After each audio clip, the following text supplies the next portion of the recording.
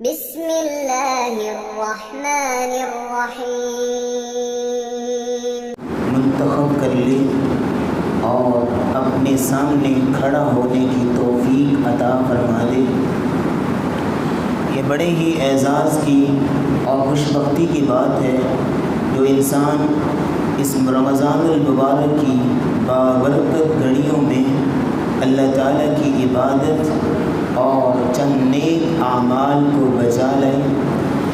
اعمال کی قبولیت کے 5 اسباب ہیں، اگر ان اسباب کو اختیار کیا جائے تو اللہ رب العزت کے دربار میں ہمارے اعمال شرف قبولیت سے نوازے جاتے ہیں۔ سب سے پہلا عمل جس سے آپ کے اعمال کو معراج ملتی ہے، آپ کے اعمال قبول ہوتے ہیں، وہ ہے اللہ کی رضا کے لیے عمل کرنا، اخلاص کے ساتھ عمل کرنا، کیونکہ رسول اللہ صلی اللہ علیہ وسلم نے فرمایا ان اللہ لا يقبل من العمل الا ما كان له به خالصا وابتغي به وجهه۔ اللہ تعالیٰ اس عمل کو قبول کرتے ہیں جو اس کی رضا کے لیے کیا جائے، اس کو راضی کرنے کے لیے کیا جائے، اخلاص کے ساتھ عمل کیا جائے۔ دوسرا سبب یہ ہے مشہور و معروف کہ سنت کے مطابق عمل ہو۔ جو آدمی سنت کے مطابق عمل کرے گا اس کے اعمال کو قبولیت ملے گی۔ کوئی انسان ہم روزانہ عصر کی نماز کی 4 رکعتیں پڑھتے ہیں، تو اگر ہمارا ارادہ اللہ کی رضا کا ہو، کسی دن 5 پڑھ کے دیکھ لیں کیا ہوتا ہے، قبول ہو جائیں گے؟ کیوں؟ سنت نہیں ہے نا۔ اللہ کی رضا جتنی مرضی ہو، جب تک سنت نہیں ہوگی، رضا کے ساتھ شامل نہیں ہوگی تو عمل قبول نہیں ہوگا، کیونکہ رسول اللہ صلی اللہ علیہ وسلم نے فرمایا من عمل عملا لیس علیہ امرنا فہو رد۔ جو آدمی عمل کرتا ہے کوئی بھی لیکن اس پر ہماری مہر نہیں ہے، ہمارا اس کے مطابق حکم نہیں ہے، آپ نے فرمایا فہو رد، وہ عمل مردود ہے، مقبول نہیں ہوگا۔ تیسری شرط یہ ہے اعمال کی قبولیت کے لیے کہ انسان شرک سے باز رہے۔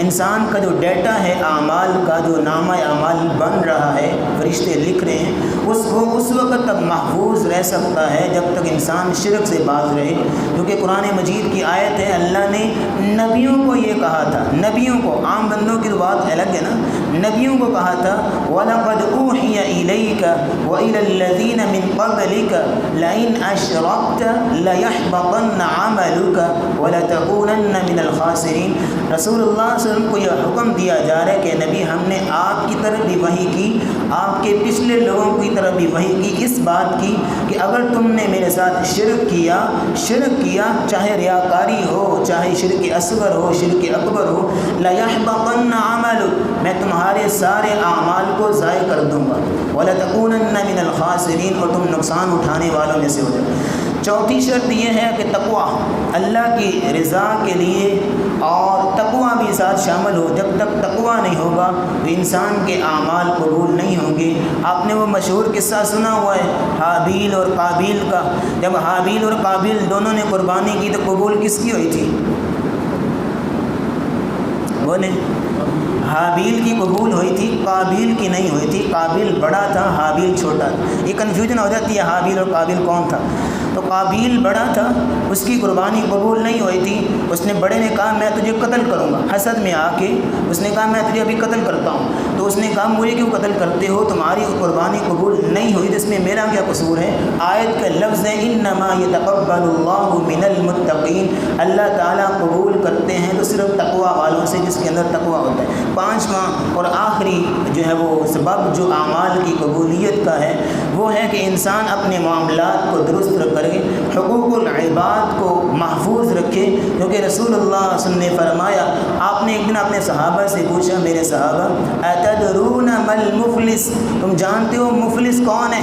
غریب کون ہے؟ تو کہنے لگے ہمارے کنسیپٹ، ہمارے تصور میں تو یہ غریب وہ ہے لا درہم لہ ولا متاع لہ، جس کے پاس نہ درہم ہو نہ دینار ہو، نہ اس کے پاس کوئی مال و متاع، وہ غریب آدمی ہوتا ہے۔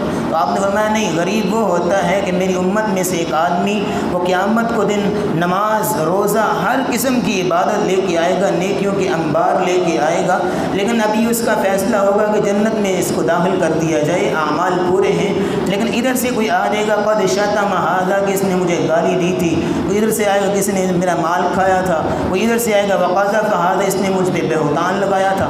تو یہ سارے گناہوں کے بدلے میں اس کی نیکیاں ان لوگوں میں تقسیم کر دی جائیں گی، اس گناہ کے بدلے میں اگر نیکیاں ختم ہو جائیں گی تو اگر وہ آنے والے لوگ ابھی بھی باقی ہیں، اس کے ظلم و زیادتیاں اس کی ابھی بھی باقی ہیں، تو پھر ان لوگوں کے گناہ اس کے ذمہ ڈال دی جائیں گے۔ تو ایون ہوگا یہ یہاں تک کہ آخر میں یہ ہوگا کہ جو اتنے انبار نیکیوں کے لے کے آیا تھا اب وہ انبار گناہوں کے بنے ہوئے ہیں۔ اس لیے پانچویں اور آخری شرط ذہن میں رکھیے، حقوق العباد کو جو ہے وہ اس کی حفاظت کرنی چاہیے۔ وآخر دعوانا ان الحمد للہ رب العالمین۔